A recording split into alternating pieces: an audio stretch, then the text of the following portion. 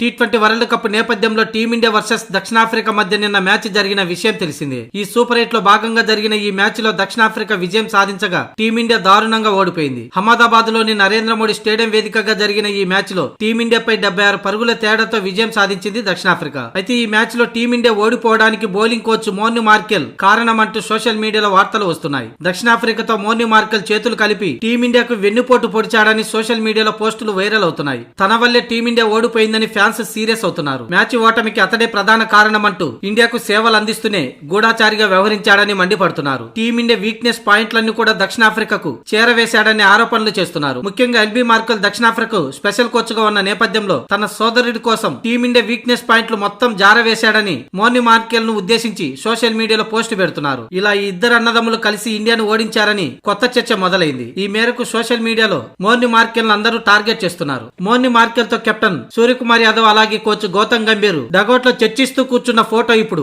Viral అవుతుంది. కాగా team India bowling coach Morne Morkel 2024లో నియామకమయ్యాడు. గౌతమ్ గంభీర్ కోచ్ గా బాధ్యతలు తీసుకున్న సమయంలో మోర్ని మార్కెల్ కు బౌలింగ్ కోచ్ గా బాధ్యతలు అప్పచెప్పారు. దక్షిణాఫ్రికాకు చెందిన Morne Morkel 2027 one day world cup వరకు కొనసాగనున్నాడు. అయితే ఇప్పటి వరకు తన సేవలు టీమిండియాకు మంచి ఫలితాన్నే ఇచ్చాయి. కానీ దక్షిణాఫ్రికాతో జరిగిన నిన్నటి మ్యాచ్ లో మోర్ని మార్కెల్ విమర్శలకు గురవుతున్నాడు.